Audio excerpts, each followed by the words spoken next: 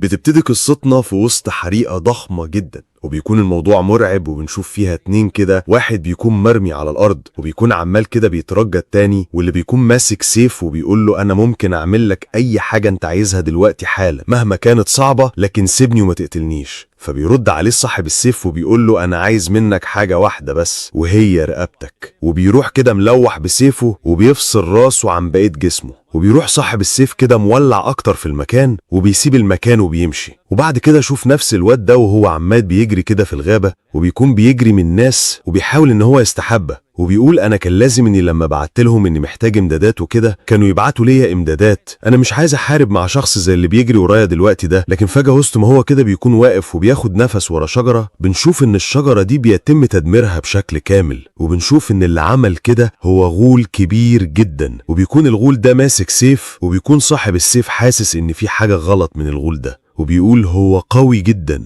واكيد السيف ده ليه علاقة. ولما بيركز كده على الهالة بتاعت المانة اللي طالعة من الشخص ده، بيكتشف ان غالبا السيف اللي الغول ماسكه سيف شيطاني، وده مخلي المانة بتاعته خارجة عن السيطرة، وبالتالي الغول هو كمان خارج عن السيطرة. وبيستعد الغول الهجوم على صاحب السيف، ولكن في الوقت ده هو بيقدر ان هو يتفادى الضربة في اخر الثانية حرفيا، وبنشوف ان الضربة بتقطع كمية كبيرة جدا من الشجر ورا البطل، وبيكون من الواضح كده ان ضربات السيف دي جبارة، مفيش اي حاجة بتقف قدامها. اذا كان الشجر وبتعمل فيه كده، تخيلوا بقى لو كانت راحت على البطل كان ايه اللي هيحصل فيه. وبعد كده الغول بيفضل يلوح بسيفه يمين وشمال، وبيحاول ان هو يسيب الشاب ده، ولكن الغول بيفشل في كل مرة لأنه بيتفادى الضربات بكل سهولة. ولما صاحب السيف بيلاقي الوقت المناسب، بيقوم مطلع سيفه كده وبيهاجمه بيه على الغول، ولكن ضربته بتكون مش كفاية، يا دوب بس السيف متعصب جدا من اللي بيحصل ده، وبيقول المفروض ان المهمة كانت تبقى اسهل من كده بكتير. هو ايه اللي بيحصل بجد؟ انا لما اروح اتدفع من العجوز الحقير اللي اداني المهمة دي ضعف الثمن. المهم في الوقت ده الغول بيهاجم من تاني على صاحب السيف، ولكنه المرة دي مش بيبقى عنده وقت انه يهرب، فبيصد ضربة الغول بسيفه، وبتكون ضربة الغول دي قوية جدا لدرجة انها بتقسم السيف لنصين حرفيا. ولكن في الوقت ده بيستغل صاحب السيف ان الغول مشغول، وبيروح على طول يقطع دراعه هو امان وبيخلص عليه. وبيكون صاحب السيف بعد المعركة دي منهك جدا، وبتشوف ان بسبب المعركة دي في اشجار كتيرة اتدمرت يمين وشمال وفي كل حتة حرفيا. وبيقعد صاحب السيف كده شوية يرتاح، وبيقول انا دلوقتي تعبان جدا ومعيش سيف، ومفيش غير السيف الشيطان اللي موجود هناك ده. وبنشوف في الوقت ديت ان السيف الشيطان اللي كان موجود مع الغول عمال بينادي على صاحب السيف، وبيقول له تعالالي تعالالي وانا هديك القوة اللي انت محتاجها علشان تبقى اي حد انت نفسك فيه، وتبقى في اي مركز انت عايزه، ومعاك القوة الكافية لانك تعمل اي حاجة انت عايزها، ومحدش هيقدر يقف قدامك، وهتعرف تعبر عن كل المشاعر الوحشة اللي جواك بسببي من حقد وكره وشر.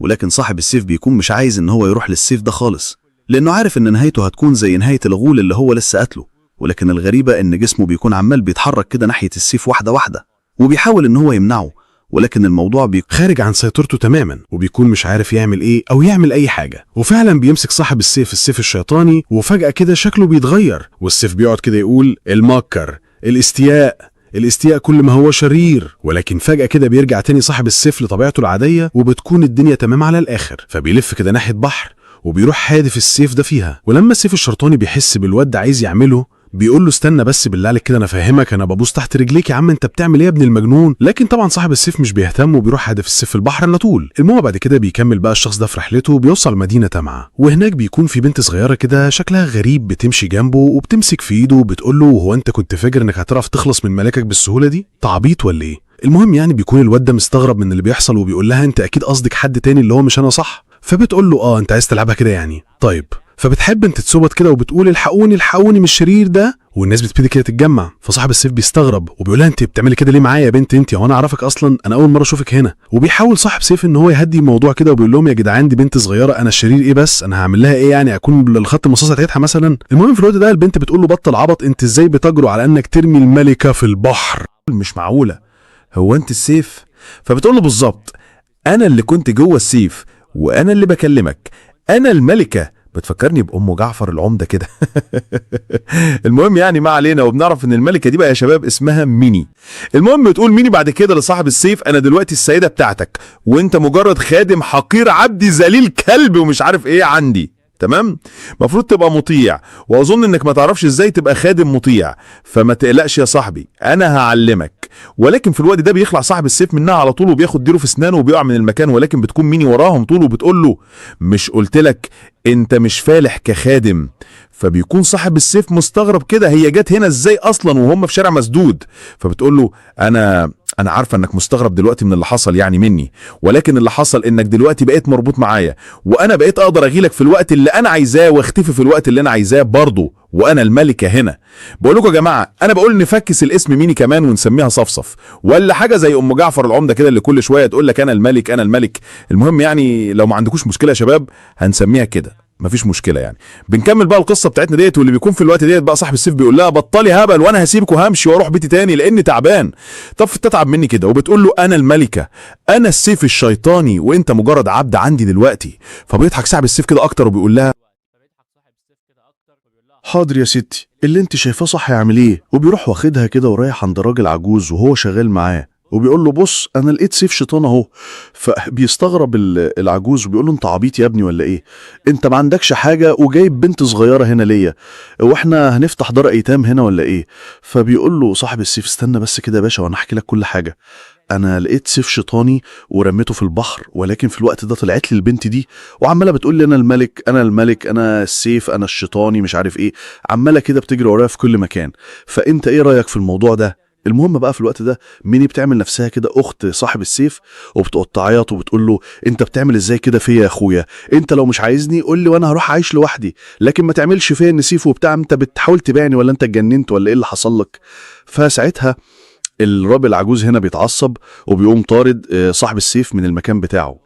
وبيمر الوقت وبيقرر البطل انه هيسيب القرية اللي هو فيها دي ويروح للمدينة الكبيرة، وبيكون السبب في كده ان هو مش عارف ياخد مهمات من القرية بسبب البنت ميني واللي بتكون معاه في الرايحة والجاية. فهو رايح المدينة علشان الوضع بيبقى مختلف شوية ويقدر ان هو ياخد مهمات جديدة. والمهم بقى بيكون راكب كده صاحب السيف عربية مع ميني طبعا، وبيتكلموا كده مع بعض، بيقول لها انت ازاي سيف شيطاني وبتتحولي لبشر؟ يعني حتى لما تتحولي مثلا تتحولي لشيطان مش بشر وكده يعني. فميني بتستغرب منه كده وبتقول له بص يا سيدي والله انا زيك ما اعرفش ازاي الموضوع ده بيحصل، ولكن اهو ادينا بنستمتع برضه. وبيوصل لمدينه وبيقول له لو حابب انك تروح في مهمات زي دي يعني افتح الجواب ده وهنظبط الدنيا مع بعضنا. وبعد كده بنشوف المدينه اللي هم وصلوا ليها واللي بيبقى اسمها مدينه اليم، واللي بتبقى اكبر مدينه في مقاطعه قايب. المهم بقى بيوصلوا كده وبتبقى مني مبهوره جدا من اللي هي شايفاه وبتقول مش معقول البشر بقى متطورين جدا، انا اخر مره شفتهم كانوا بدائيين. كملوا كده في المدينه لحد ما بيروح البطل النقابه اللي بياخد منها المهمات بتاعته، وساعتها بيطلبوا منه حاجه زي البطاقه الشخصيه بتاعته علشان يعرفوا هو مين بالظبط. فبنعرف اخيرا اسمه الحقيقي واللي بيكون هو سيجنيتور. اخيرا مش هنقوله صاحب سيف كاني وطلع اسمه فاخم صراحه ويستاهل. المهم بقى بتكون موظفه الاستقبال كده مبهوره من الموضوع ده وبتقول مش معقوله سيجنيتور بنفسه، واول ما بتقول كده بصوت عالي الكل بيعرفوا وبيكونوا مش مصدقين وبيقولوا سيجنيتور محارب الموت بنفسه هنا. وبياخد سيجنيتور فعلا المهمه وبيقرر انه هيمشي، ولكن الكل بيكون بيتكلم عنه ومحدش مصدق انه موجود اصلا في المدينه ولا ان حد شافه، وبيقولوا ان ديت قتل اكتر دوك شرير في التاريخ. ومش كده وبس، سيجنيتور محارب الموت ده مميز ومش اي حد في قوته، لانه واحد من اعظم 5 محاربين على مر التاريخ. وبيقول لسيجنيتور لنفسه علشان كده مش بحب انجي المدينه دي بسبب كميه الهيصه اللي بتتعمل عليا هنا، وانا بكره ده جدا. ولكن في الوقت ده بتقعد مني كده تضحك وبتقول له محارب الموت ايه الاسم العبيط ده؟ فبيقول لها سجن بس يا حته حديده، انت اخر واحده تتكلمي اصلا.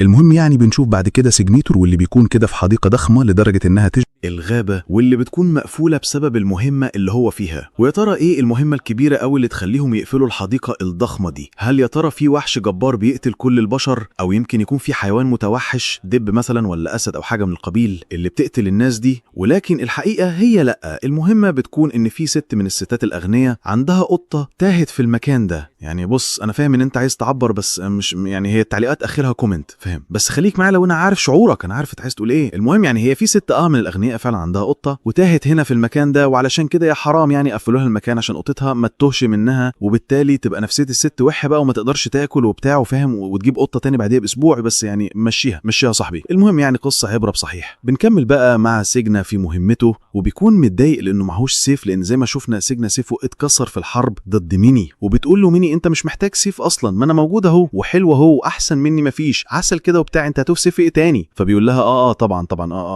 ماشي، المهم يعني هبقى استخدمك ان شاء الله لما تكبري كده وتبطلي تبقي عيله صغيره وكل شويه تقولي لي انا الملكه زي العبيطه. المهم يعني في الوقت ده وسط ما هم ماشيين في الحديقه الكبيره جدا دي، بيكون مستغرب سجنة من الهدوء التام ده، وبيقول المفروض المكان اتقفل فالحيوانات اللي هنا تبتدي تتحرك وتعمل اصوات، ده حتى اصوات العصافير مش باينه. وبيبتدي سجنة كده يفكر في الموضوع ده ويقول يا ترى هل في وحش شيطان استغل الموضوع وجه احتل المكان، ولا ايه اللي بيحصل هنا بالظبط؟ وفجأة كده بنشوف ان وسط ما سجنة في الحديقة وهو ماشي كده، في نمر حاد الانياب بيهجم عليه، وبيكون سجنه مش متوقع الهجوم ده، ولكن بيقدر ان هو يتفادى الهجوم في اخر لحظة ممكنة. وبيقول سجنه لنفسه انا فهمت ليه مهمة زي دي عبارة عن بحث عن قطة متصنف من النقابة على انها من الفئة ايه. واللي مش عارف يا جماعة، في المهمات هنا في القصة بتتصنف حسب صعوبتها زي ما بتشوف كده في قصص كتيرة يعني، وهنا بيستخدموا طريقة الحروف في الترتيب، يعني ايه دي حاجة كبيرة جدا على فكرة، والموضوع انها من اصعب المهمات الموجودة وكده يعني. وطبعا مش من الطبيعي ان مهمة من الفئة ايه او الخانة دي تبقى مثلا بحث عن قطة، ده لو جبت عيل صغير يدور على القطة هيلاقيها يعني.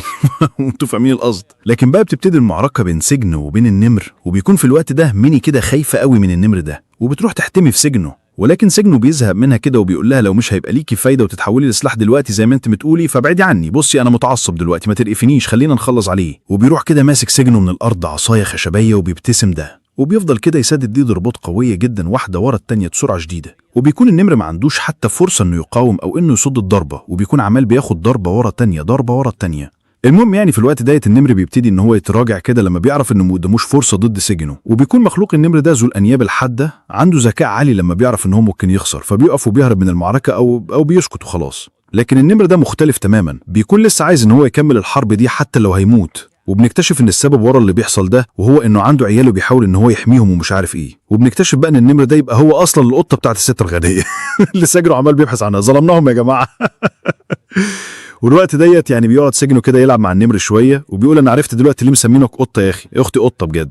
المهم يعني بيروح سجنه كده واخد النمر وعياله وبيديهم للست الغنيه، وبتبقى مش عارفه تشكره ازاي وتقول له شكرا يا محارب الموت. فبيقول لها سجنه انا حاولت انقل على غايف علشان الناس تنساني، ولكن الى الان الناس لسه فاكراني. فبتقول له الست مستحيل يتنسي لانه محارب الموت العظيم، واللي عمله ما كانش قليل ابدا ومش اي حد يعمله، وحتى لو اتنسى من عوام الشعب فهيفضل يتم ذكره بين الاغنياء والازهار بتوع المدينه. فبيقول سجن طيب سيبك من الموضوع ده خالص، بس انت ليه قلتي ان النمر ده قطه؟ انت كده ممكن تخلي المهمه دي مميته على فكره لاي حد مش محترف. فبتقول السيدة لأن هو فعلا بالنسبة لي قطة، وأنا لما شفته زمان لأول مرة وهو صغير كنت فاكراه قطة بجد، ولكن مع الوقت لما كبر أكتر عرفت إنه نمر مش قطة عادية، ولحد الآن هو مسالم ومش بيعمل أي حاجة ليا. فبتنهي الست كلامها كده وبتقول له أنا بصراحة بقى بحب القطة دي جدا، ولكنها أكيد هربت لسبب ما، وهو إنها عايشة في مكان غير المكان اللي هي بتحب تعيش فيه، لأنها عايشة في بيت والمفروض إنها تعيش في غابة أو مكان مخصص ليها، وأنا مش هعرف إني أوفر ليها الموضوع ده، ولكن أنا هطلب منك طلب، وهو إنك توديه لموطنه الأصلي في أقصى الشرق،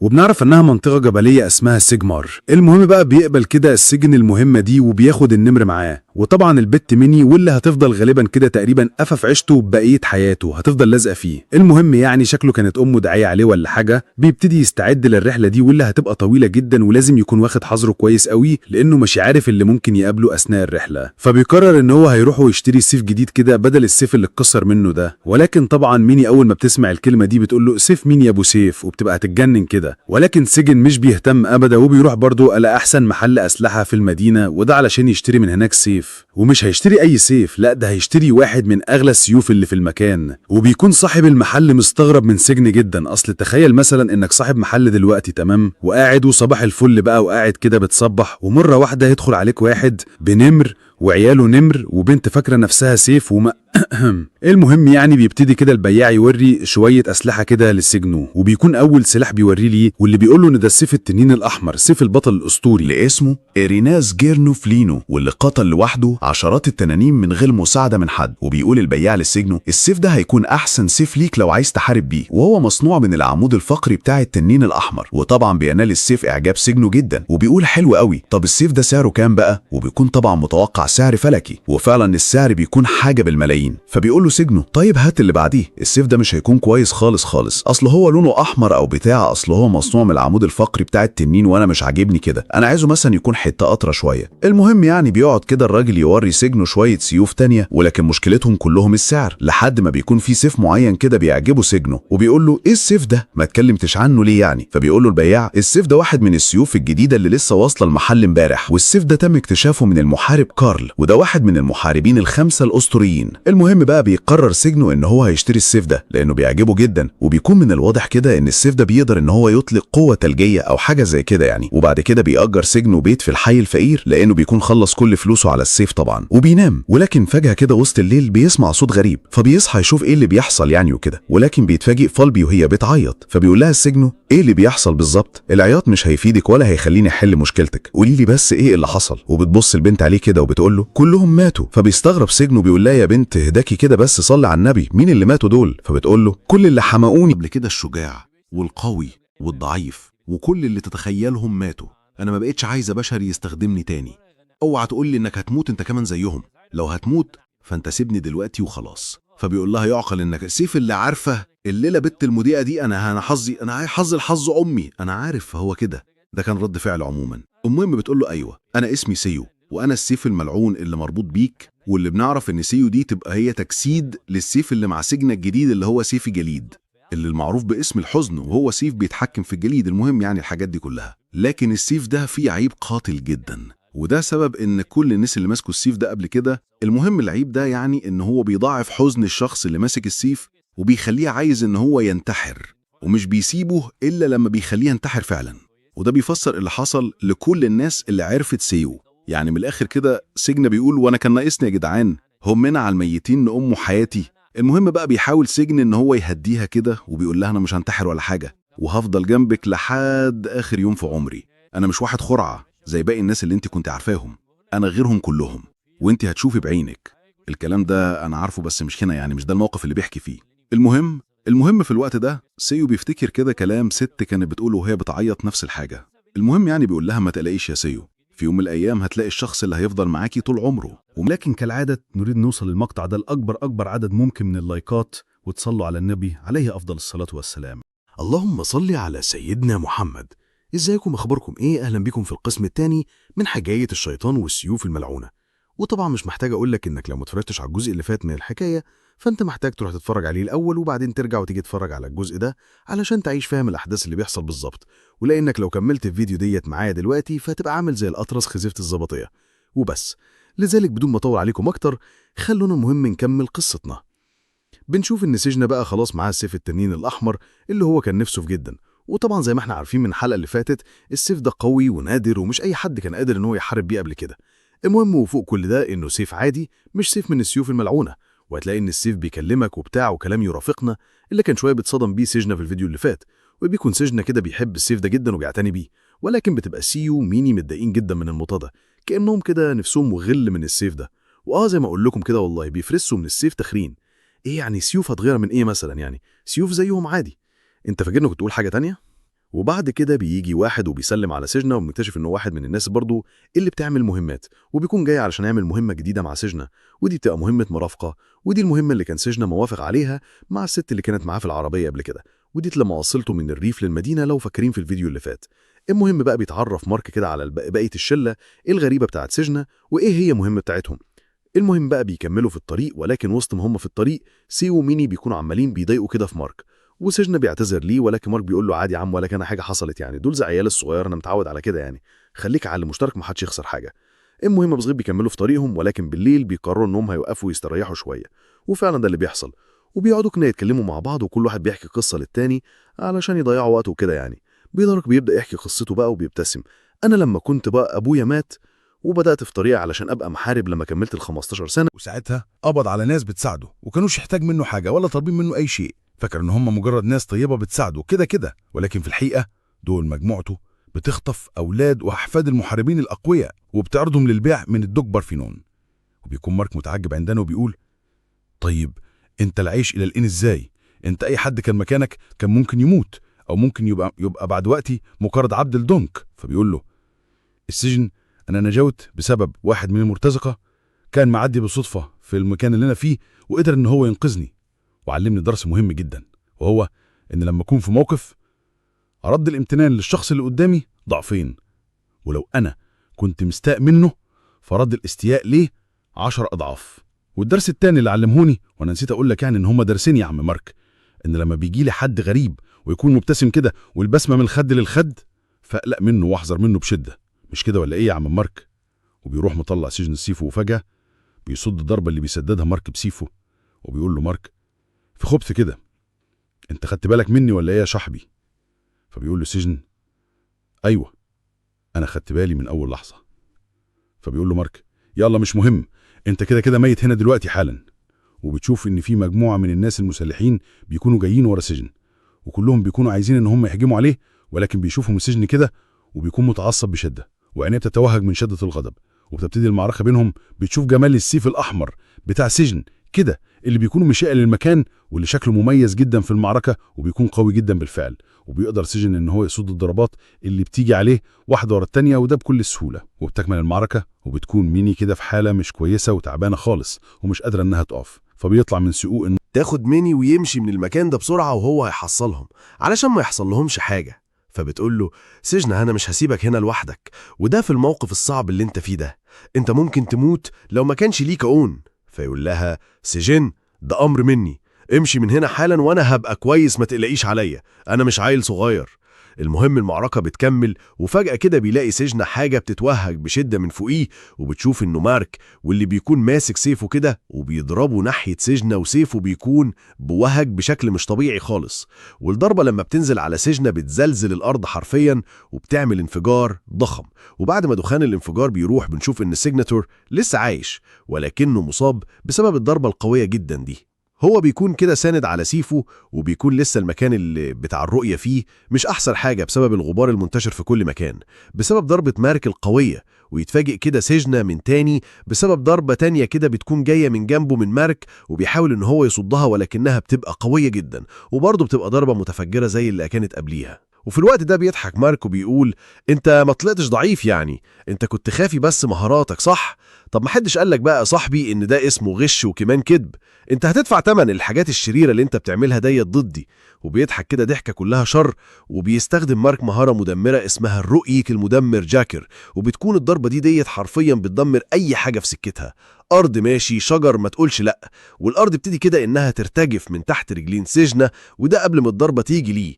وبيكون الضربة مرعب جدا، وأي حد مكان سيجناتور كان واقف مكانه كده كان استسلم للموت من زمان. لكن على مين يا حبيبي؟ ده سيجناتور اسمه محارب الموت، اسمه لوحده كافي إنه يزرع الرعب في قلوب بلد أعدائه. هو عامل ازاي وهو بيستعد كده سيجناتور وبيروح ماشي بسرعة شديدة جدا ناحية الضربة، وبتشوف ان سيجناتور بيقف كده قدام الضربة دي والضربة بتسيبه فعلا، لكن بيستخدم واحدة من ايديه كدرعة. وبعد كده الضربة بتخلص ولسه الرؤية ما بتكونش واضحة لمارك، وبيطلع كده سيجناتور يجري ناحية مارك بسرعة شديدة وبيسدد له ليه ضربة قاضية جدا، وبيقع مارك على الارض بعد كل ده. وبيقول سيجناتور اها يلا بقى علشان زهقت منك، وبيكون لسه هيقتله، لكن مارك بيخاف وبيقول له استنى انا هقول لك مين اللي بعتني. وبنكتشف ان اللي بعتني يبقى الولد اللي كان في المتجر بتاع الاسلحه. فبيقول له سيجناتور كان لازم ان يحس الموضوع ده فعلا، وبعد كده بيقتل مارك وبيرتاح منه. وبنشوف ان سيو بترجع من تاني علشان تساعد سيجناتور، بيكون خلاص على اخره كده ومش قادر ان هو يقف. فبتقول له انت ليه ما استخدمتنيش؟ فبيقول لها مش انت قلتي مش عايزه حد يموت تاني بسببك؟ اديني بحقق عليك حلمك. وبيروح كده مغمى على سيجناتور وبيقع على الارض وبيفقد الوعي، وبعد كده بيصحى من تاني وبيكون كده في بيت ما غريب، وبيكون مش عارف مين اللي نقله للمكان ده. وبيكون جسم سيجناتور كده كله شاش ومتعالج، وده من الاصابات الكتير اللي كانت في جسمه في كل حته حرفيا، وده بسبب المعركه المميته اللي كانت بينه وبين مارك. ولما بيبص كده حواليه بيشوف ان شخص قاعد بيشرب شاي، اللي بيقول له مرة وقت طويل قوي يا محارب الموت. وبنكتشف ان ده واحد اسمه بياس إيميلا، ويبقى الأمير التاني لمملكة إيميلا. وبتشوف بعد كده فلاش باك من 5 سنين قبل الوقت الحالي، وتحديدا في قلعة تيمون. وبتشوف هناك أمير إيميلا الأول واللي بيكون اسمه تولس، واللي بيكون متعصب جدا ومتضايق بسبب موت الدوق بارثينون. وبيكون حصل اجتماع كده في القلعة من الطبقة العليا من المجتمع، واللي كلهم طبعا أغنياء مش محتاجة يعني تعريف، ليه مصالح مع الدوق وكده يعني. وبيكون واحد منهم هو تودرس، واللي يبقى هو أخو بياس، وبيكون تودرس كده مش عاجبه اللي بيحصل ده، بيقول إحنا لازم نقتل سجنة ده إنه قتل الدوق، ولكن بياس بيقول له لا مش هنقتل حد، سجن ما عملش حاجة غلط، الدوق كان راجل شرير ومستبد وعمل كل حاجة شمال ممكنة، وفي الآخر جه البطل السجنة وأنقذ الناس من شره. ففي واحد تاني برضو كده بيعترض على كلام بياس وبيقول له الدوق كان أكبر وأقل واحد فينا، وبمجرد موته الناس كلها هتتجرأ على إنها تحاربنا، وبمجرد ما ده يحصل هل هتبقى دي مسألة وقت قبل ما تقوم حرب علينا؟ انت هتكون متضرر زيك زينا، ما تنساش ده. وبيكون الكل معترض على كلام بياز، ولكنه بيكون مقتنع بيه 100%، وبيقول ده اللي هيحصل، ومحدش هيقرب من سجنة أيا كان مين هو، وكمان هيكون محارب قوي في المستقبل، وساعتها لو حد فيكم حاول إنه يجي جنبه هيكون مصيره هو الموت، وعشان كده أنا بسميه محارب الموت. وبنرجع تاني للوقت الحاضر، وسجنة ده بيقول كده هو احنا فين؟ ايه اللي جابنا هنا وشمعنا دلوقتي؟ فبيضحك كده بيهز وبيقول له ما تقلقش بقى، مفيش حاجة، واحنا دلوقتي في مكان عادي على حدود إيميليا. وبيكمل بياس وبيقول له لسجنة أنا لقيتك، كنت مصاب وأنا كنت ببحث عنك أصلا، وكان معاك البنتين الصغيرين دول وهم طيبين خالص وعساسيل كده وبيحبوك، وكانوا بيحاولوا إن هم يعالجوك، وعلشان كده جبتهم معانا، هم والنمر اللي انت ماشي معاه ده تحسه كده ماشي مع واحدة. المهم يعني فبي كده بيرد عليه وبيقول له أنا ما كانش هيحصل لي كل اللي حصل لي ده إلا بسبب واحد بس، وهو شخص كده اداني اسم شهرة زي المحاربين الخمسة العظماء، وبسببه بقيت مطرد من كل الناس حرفيا، وبقيت عايش في قرية ومع ذلك الناس كلها بتحاول إنها تقتلني، ما أنا محارب عظيم بقى. وبيكون سجنة كده بيلقح على أخوه بياس يعني لأن هو اللي مطلع عليه الاسم وكده. ولكن في الوقت ده بنشوف شخص كمان كان موجود في المكان وهو روكس، وبيكون كده مساعد بياس، وبيكون روكس متعصب من طريقة الكلام بتاعت سجنة وبيقول له اتكلم حلو يا ولد، مع الأمير ايدك جنبك. فبيقول لبياس أنا عارف الموضوع اللي انت مؤمن بيه ده، اللي هو إنك ترد الامتنان الضعف، ودلوقتي أنا هساعد في قصتك، مش كده ولا إيه يا صاحبي؟ وعلشان كده أنا عايز أطلب منك مهمة تعملها ليا. وبيبتسم له أنا آخر فترة الناس اللي بيدعوني وأنصاري بيتم اغتيالهم واحد ورا التاني. فبيستغرب سجنة كده من الموضوع وبيقول له طيب ما ده العادي يعني، ايه الجديد؟ فبيرد عليه بياس وبيقول له هو عادي فعلا، بس لو كان ده بس اللي حصل انا ما كنتش جيت لك، ولكن اللي بيحصل دلوقتي انه الانصار بتوعي كمان بيموتوا، انصار اخويا كمان بيموتوا، يعني اللي بيعمل كده عنده مصلحة مشتركة في انه يوقعني انا واخويا، وانا بطلب منك انك تشوف مين اللي بيعمل كده وتشوف بقى تقبض عليه او تقتله او تعمل فيه ايه، انا مش فارقه معايا، اعمل اللي انت عايزه، لكن المهم بالنسبه لي ان الموضوع ده يخلص. فبيقول سجن اشمعنى يعني أنا؟ فبيرد عليه بياس وبيقول له انت عندنا مش مجرد محارب ولا مرتزق، ولكن انت بقيت رمز للخير والعدل في محاربة الشر، لانك قتلت الضوء الظالم من فترة، ومن ساعتها والناس فاكراك وهيفضل فاكرينك طول عمرهم، وعلشان كده لما الناس يعرفوا انك بقيت شغال معايا ده هيرفع من مكانتي اكتر، لانهم هيكونوا شايفين ان انا شغال مع الجانب الطيب، وده هيساعدني في اني احسن من شعبيتي. ولكن يا سجناتور انت عارف طبعا ان لسه في ناس شايفاك شرير لانك قتلت الضوء، واللي هو كان بيخلص لهم مصالحهم وبيمشي لهم الدنيا يعني، وانا لو سبتك ليهم فساعتها الكل هيبقى عايز ان هو يقتلك انت يا سجناتور. فايه رأيك بقى؟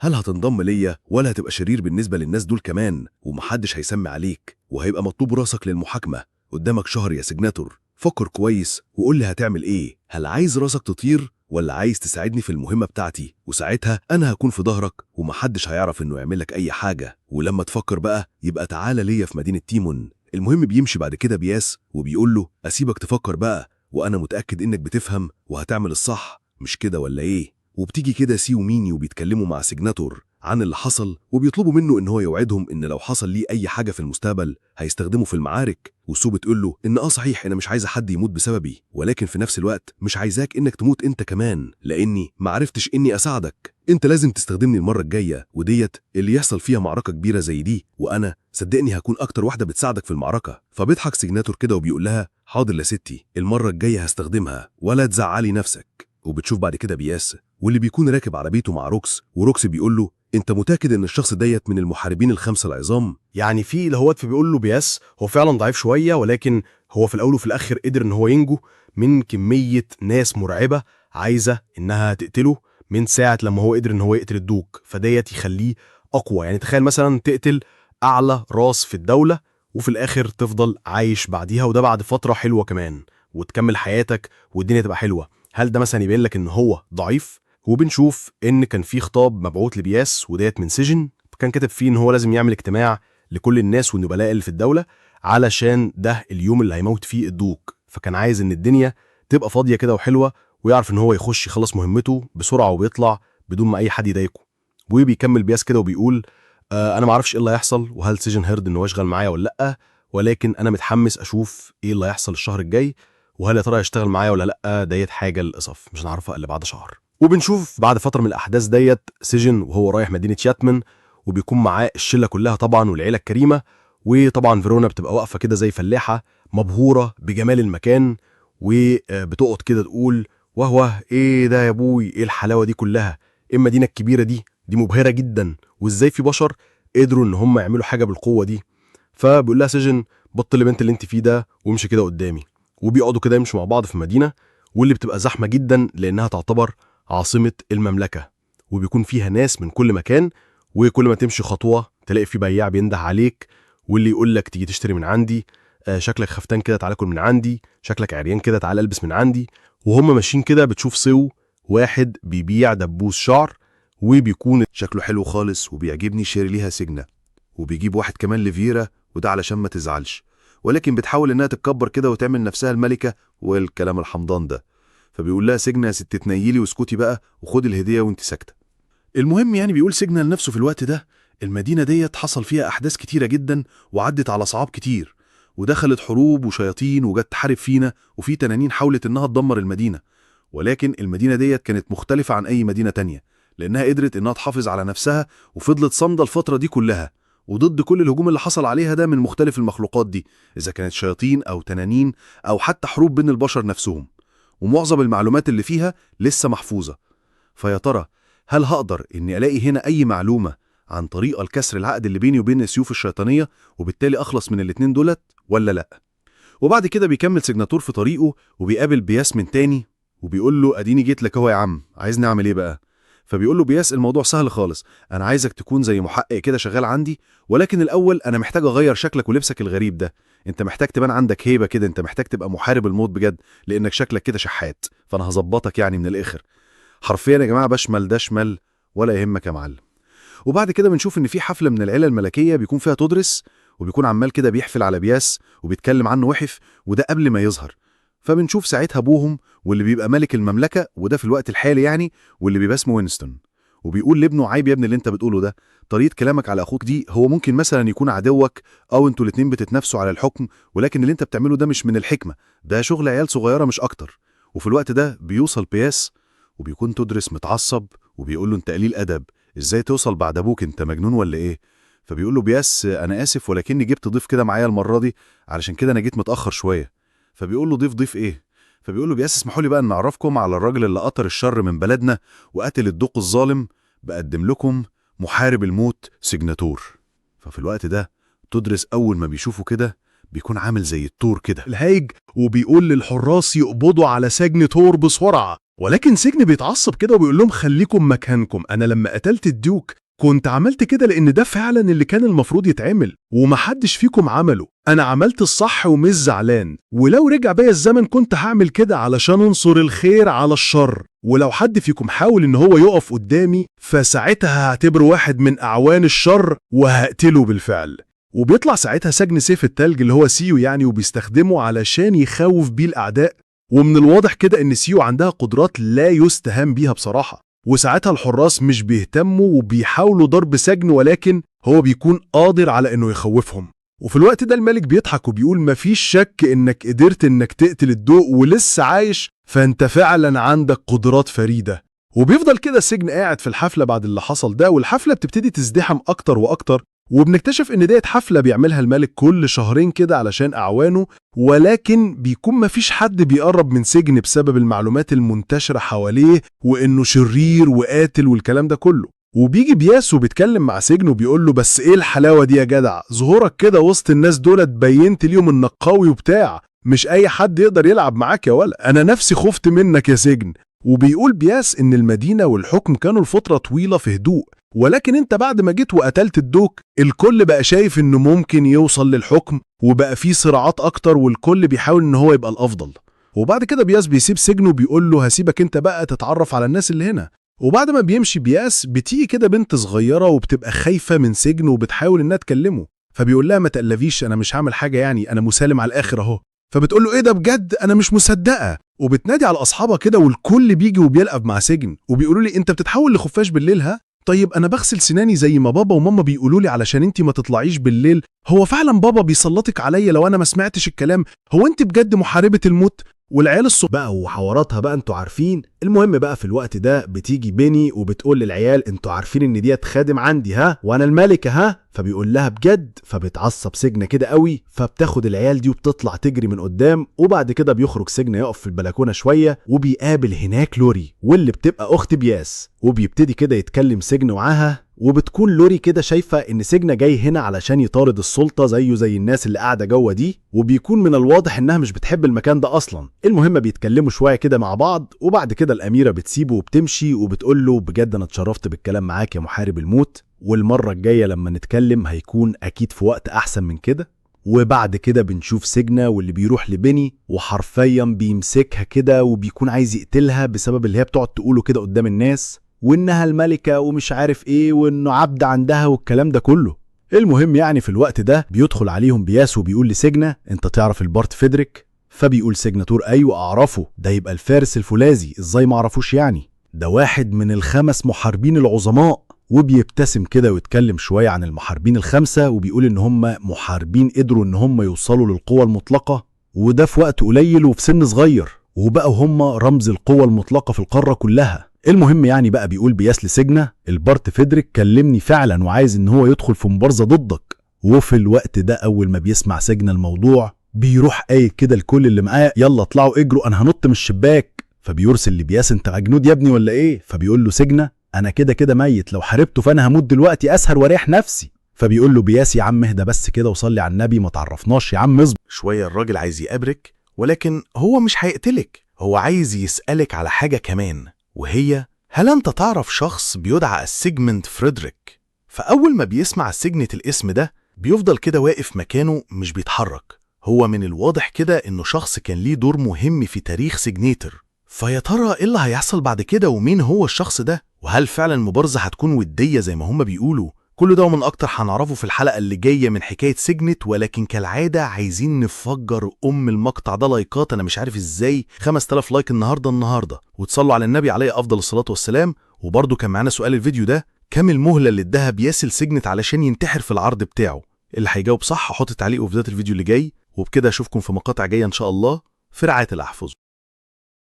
اللهم صل وسلم على سيدنا محمد. ازيكم يا شباب، اخباركم ايه؟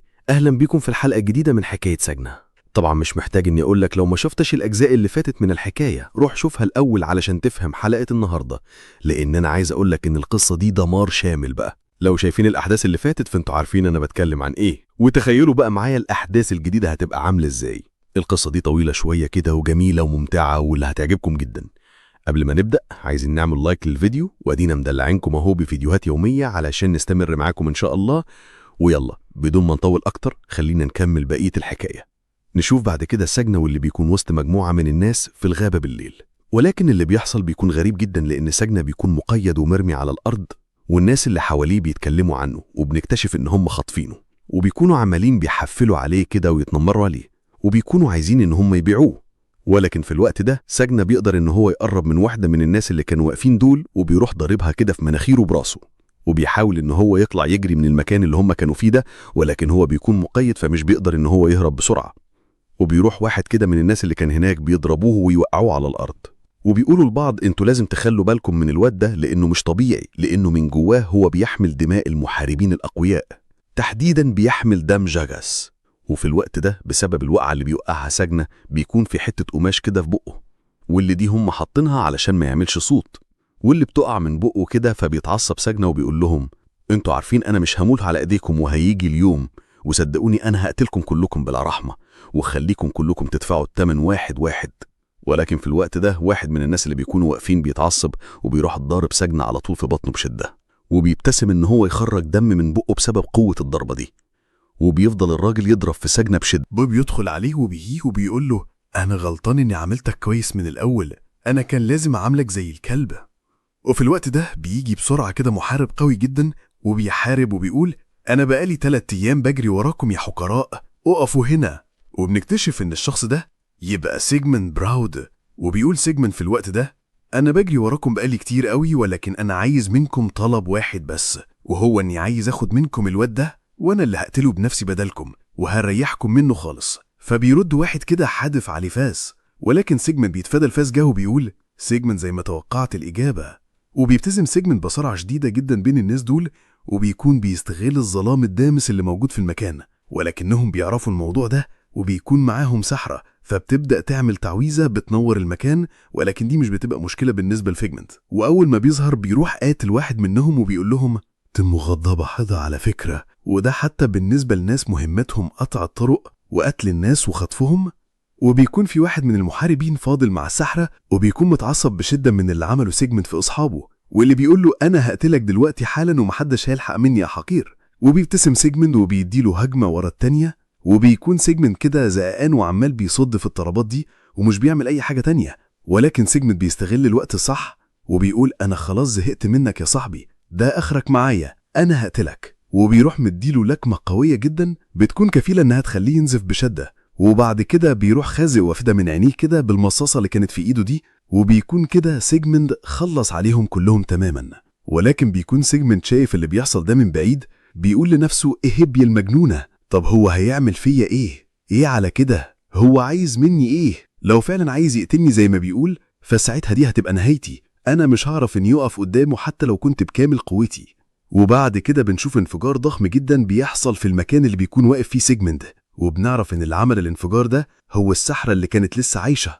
والانفجار بيكون مرعب وبيدمر كل المنطقة حرفيا، ولكن بيفضل سيجموند عايز اشوف ان هو خرج من ضباب الانفجار ده. فبيكون سيجموند بيضحك كده وبيقول لها: انت احسن واحده في كل الناس اللي حاولوا يقتلوني دلوقتي، ولكن مش مهم، انا كده كده هقتلك دلوقتي، فيلا بالسلامه يا ساحنه. ولكن في الوقت ده الساحره بتبدا انها تجري بسرعه شديده ناحيه سجنه، وبتمسكه كده ردرع بشري، وبتقول لسيجموند: لو قربت مني فانا هقتل الولد ده. فبيضحك سيجموند كده وبيقول لها: يا خلاص انت فعلا كسبتيني، انا مش هقتلك يا ساحره، انت فعلا قويه. وبيروح موقع سيفه على الارض، ولكن في اللحظه دي بيروح شايط سيجموند السيف بتاعه بيرشق في الساحره وبيخلص عليها، وبكده يكون الجماعه اللي ماسكين سجنه كلهم ماتوا ومش فاضل منهم ولا واحد عايش. وبيقرب سيجموند كده من سجنه وبيقول له: انت كويس مش كده؟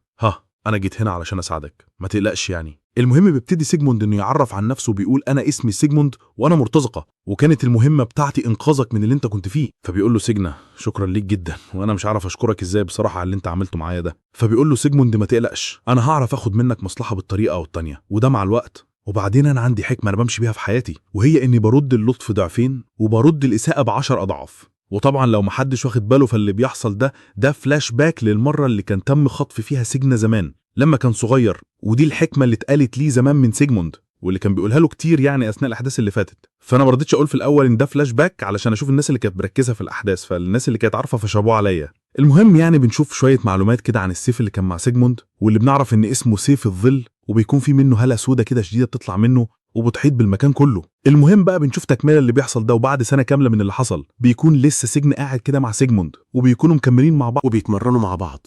وفي يوم من الأيام كده وهم في واحد من المطاعم، كان سيجموند قاعد بيقرأ الأخبار، ولكن في الوقت ده بيشوف خبر بيضايقه جدا، وهو خبر تدمير عائلة بيتو دا عائلة كادريجو، ودي واحدة من عائلات المحاربين الكبار. وبنعرف ان العيلة دي هي اللي كانت قدمت المهمة لسيجموند علشان ينقذ اصلا سجنة في البداية، وكانوا عارفين ان الدوك الحالي مستبد وكمان قاتل وبيعمل اي حاجة حرام الواحد ممكن يتخيلها علشان يفضل على الكرسي بتاعه، وعلشان كده كانوا بيستعدوا للإطاحة بيه. ولكن من الواضح ان في حد من الناس القريبين منهم كان جاسوس للدوك وقال له على اللي بيحصل ده، فبالتالي قتلوهم وخلصوا منهم. وكان سيجموند خايف ان اللي قتل العيله يجيله معلومات عن المرتزق اللي هم طلبوا منه مثلا البحث عن الطفل اللي بيدعى سجنه. وطبعا ابتدى سيجموند ان هو يهرب وبياخد معاه سجنه في كل مكان، وبيقول له المكان هنا مش هيبقى امن، لازم ان احنا نمشي من هنا بسرعه. وبيقول له سجنه: احنا هنروح فين قايب على كده؟ فبيرد عليه سيجموند بيقول له: احنا هنروح لاكتر مدينه امان في القاره كلها، وهناك محدش هيقدر ان هو يعمل لنا اي حاجه. ولكن في الوقت ده وهم بيمشوا بسرعه في الغابه علشان يعرفوا يهربوا من المكان اللي هم فيه ده، في واحد كده بيروح مهاجم عليهم، ولكنه بيصدوا سيجموند الضربه بشكل سريع جدا.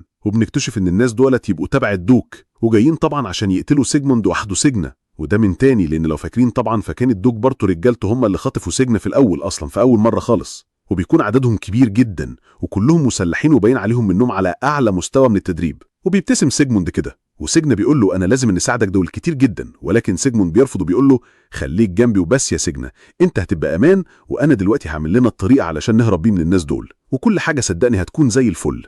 ولكن فجأة بتشوف إن في واحد منهم كده بيهاجم على سجن، ولكنه سجن بيكون معصفط بالقطب وهو بيصد الضربة، ولكنه طبعا بيكون ضعيف جدا لأنه لسه عيل صغير، وبتبقى المعركة عنيفة جدا قدامه ومن الصعب إنه يكمل فيها. وفجأة كده بنشوف مجموعة منهم بينطوا فوق سيجموند وبيكونوا كده عايزين إن هم يقتلوه، ولكن في آخر لحظة هو بيعرف إن هو يخدعهم وبيطير من تحتيهم وبيروح لمكان تاني قبل ما يعرفوا إن هم يعملوا كده. وبيقول ساعتها سيجموند أنت دلوقتي لازم إنك تتفرج عليا وتتعلم، لما تبقى أنت مثلا في حرب أو منافسة أنت فيها ضد جماعة كبيرة جدا وكل حاجة ضدك، فأنت لازم ساعتها تعرف تستخدم التضاريس كويس جدا لصالحك، لأن من غير التضاريس أنت هتخسر بكل سهولة لأنهم أكتر منك. وفعلا بتشوف ان المعركة بتكمل وبيكون سيجموند هو اللي عمال بينتصر وبيخلص عليهم واحد ورا التاني، وبيستخدم تضاريس المكان بين شجر وضلمة وكل حاجة ممكن تتخيلها، وبيكون فاضل منهم شوية كده، ولكن بعد اللي هم شافوه من سيجموند ده بيكونوا خايفين ومش عارفين يعملوا ايه ومش عايزين يحاربوه اصلا. فبيقعد يضحك عليهم وبيقول لهم ايه يا شباب انتوا خايفين مني للدرجة دي ولا ايه؟ انتوا مش عارفين حتى ترفعوا سبش وشي. وفي واحد منهم ساعتها بيتهور كده وبيروح قايل انت مجرد جبان بتستخدم الضلمة علشان تتحرك بس، لو انت راجل بجد كان زمانك حاربتنا في النور. فبيقول له سيجموند انا جبان فعلا، وبيروح مخلص عليهم كلهم في ثانية واحدة. وبعد كده بنشوف الألبرت فريدريك، وده كده زي ما احنا قلنا قبل كده فهو الفرس الفلاس وواحد من الفرسان الخمسة الأقوياء، وبيكون سيجموند قاعد كده قدامه وبيحكي له القصة الطويلة العريضة اللي احنا عمالين نقول فيها ديت من أول الحلقة. وبيقول له ألبرت طيب حلو قوي، بعد كل ده بقى هو فين الولد اللي انت بتتكلم عنه ده؟ فبيقول له سيجموند مات خلاص. فساعتها ألبرت بيتعصب لدرجة انه بيكسر جزء من الكرسي اللي هو كان قاعد عليه، وبيقول ألبرت في الوقت ده انا بسأل عليه لانه كان ابني الوحيد، وانا كنت عايز اعرف ايه اللي حصل له بالظبط، وبما انه مات يا محارب الموت فانت اكيد عارف هو مات ازاي او مين اللي قتله او حتى هو مات ليه. فبيسكت كده سيجموند شوية، فألبرت بيتعصب اكتر وبيقول له ناوي ترد عليا ولا ايه؟ فبيقول له سيجموند انا مش هرد عليك، انا هوريك بنفسك. فبيتعصب ألبرت اكتر وبيقول له لو دي مجرد خدعة منك وفي الاخر طلعت انت اللي خاطف ابني او انت السبب في اللي حصل له، فساعتها هتقول على نفسك يا رحمن يا رحيم. المهم بقى بنشوف تاني يوم في حفلة كبيرة جدا اتعملت في واحدة من حلبات القتال، وبيكون الملك موجود هو برياس معاه وطبعا واخوه، وبيكونوا كل موجودين علشان يشوفوا المعركة المنتظرة بين سيجموند وألبرت، معركة بين واحد قدر ان هو يقلب المملكة كلها على بعض بسبب انه قتل الضعف أني، واحد من اهم المحاربين في القارة كلها. فيا ترى مين اللي هيكسب مثلا؟ وبنشوف في ساحة القتال دخول سجن وألبرت، وبيكون ألبرت لابس درع فولاذي شكله مرعب لأي حد، وفجأة كده بيخلع ألبرت الخوذة اللي كان لابسها وبينحني للملك وبيقول له أنا لازم أقولك على حاجة في البداية قبل ما أبدأ المعركة العنيفة دي. وبيقول ألبرت إن المعركة ديت مش هتكون عادلة، لأن دلوقتي في سن كبير نسبيا وده أحسن سن ليا وقوتي كاملة، وأنا واحد من المحاربين الخمسة الأقوى في القارة كلها، يعني أنا مفيش أي حد عنده فرصة قدامي، وأنا قدامي محارب الموت. هو صحيح قوي ولكنه لسه صغير سن وبيفتقر للخبرة، وعلشان كده أنا هعمل حاجة حلوة جدا، وهو لو سيفه بس وصل لي فساعتها أنا هعتبره انتصر عليا وأنا هحقق ليه أي خدمة هو محتاجها مني. فمحتاجك يا ملك تكون شاهد على كلامي ده، علشان لو رجعت فيه أنا عايزك إنك تعاقبني. وطبعا بيكون محدش مصدق اللي بيحصل ده، ولكن محدش بيكون ليه الكلمة النهائية غير الملك، والملك طبعا بيوافق على شروط ألبرت. وبنشوف ألبرت وهو بيهمس لسجنه وبيقول له ها كويس كده، هل انت راضي؟ فبيرد عليه سجنه بيقول له ايوه يا عم تمام. وبيروح لابس ألبرت الخوذة بتاعته من تاني وبيقول دلوقتي جه وقت المعركة المنتظرة، وانا مش هرحمك ولا هتهون معاك علشان انت صغير، يعني ما تعتبرش نفسك كده. اتمنى انك تكون قد المعركة اللي انت دخلتها دلوقتي. وتبتدي المعركة وألبرت كده بيسحب سيفه على طول وبيستعد للهجوم على سجن، لكن سجن المرة دي مش بيستخدم السيف الأحمر مع إنه بيكون معاه، لكنه بيستخدم سيف التلج اللي هو سيو يعني. وبنشوف فلاش باك كده سريع وبيكون فيه سجنة واللي بيقول لها إنه هيستخدم سيو في المعركة اللي جاية وإنه محتاج مساعدتها وإنها تديله قوتها الكاملة. وبتبقى ميني واقفة كده ومتضايقة لأن لحد دلوقتي سجن ما استخدمهاش ولا مرة حرفيا، عماد بيستخدم في سيو والصيف الأحمر وسايبها هي كده مع نفسها. نرجع تاني لوقت الحاضر في المعركة لما بيستخدم سجن سيف التلج وبيبتدي التليج وبيطلب سجن خط من التلج على الأرض ناحية ألبرت، ولكن ألبرت بيصد الضربة بتاعت سجنه دي وده بالدرع بتاعه اللي بيكون ماسكه كده في إيده بكل سهولة. بعد كده بيطلع سجن السيف الأحمر بتاعه. الضربات ديت ألبرت بيقدر إن هو يصدها بالسيف بتاعه وبتكمل المعركة، وبيكون سجن عمال بينوح كده بين السيف الأحمر وبين سيو، يضرب ضربة من هنا وضربة من هنا. وطبعا التنوع ده مطلوب ضد محارب بقوة ألبرت، وخصوصا إن كل سيف من الاتنين قدرات مختلفة عن التاني. وبتكمل المعركة وبيفضل سجن كده يحاول يضرب في ألبرت، ولكن معظم الضربات بيكون ألبرت عمال بيصده، وده بالدرع اللي هو ماسكه في إيده. ولكن في مرة كده من المرات اللي بيضرب فيها سجن الدرع، فجأة كده الدرع ده بيطلع شعاع من الطاقة السوداء، واللي بتبقى جبارة جدا وبتصير سجن، وبيكون مرمي على الأرض كده وسط حطام حلبة المعركة. وبيقول لألبرت المعركة دي كانت كويسة جدا، وأنا فعلا استهنت بيك يا ولد، عندك قدرات كويسة جدا، ولكن في النهاية انت زيك زي أي حد أنا قابلته قبل كده، دي هتكون نهايتك. ولكن بيحاول سجن ان هو يقوم تاني، وألبرت بيقول له يا ابني انت كده كده هتخسر، ما تحاولش تجيني مني. وبتقول له انت مش ناوي تستخدمني ولا ايه؟ انا ممكن اعمل ليك اي حاجة انت عايزها، وهدي لك القوة الكافية علشان تهزم بيها الحقير ده، صدقني استخدمني بس ولو لمرة واحدة، وانت ساعتها هتعرف انك ما اخترتش غلط، ولكن انت مش عايز تجرب اصلا. ولكن سجن بيقول لها مش وقت ده دلوقتي، وبيروح قايم كده سجن من على الارض تاني، وبيمسك سيو وبيقول لها انت مستعدة ولا لا؟ وبيكون سجن كده متعصب جدا، وبيقول انا مش قلتلك ان هقولك اللي حصل لابنك؟ وبيستخدم سجن كده سيو وبيعمل مهارة جبارة جدا، واللي بتملي حلبة القتال كلها، وبيكون اسمها ضباب بلورة الجليد. وبيكون الهدف من المهارة دي ان سجن يقلل من مدى رؤية ألبرت، وبيكون ألبرت كده فاهم الخدعة دي، وبيحاول ان هو يتفادى اللي هيحصل، وفعلا بيحاول انه يتحكم في الجليد بواسطة السيف بتاعه والدرع بتاعه كمان.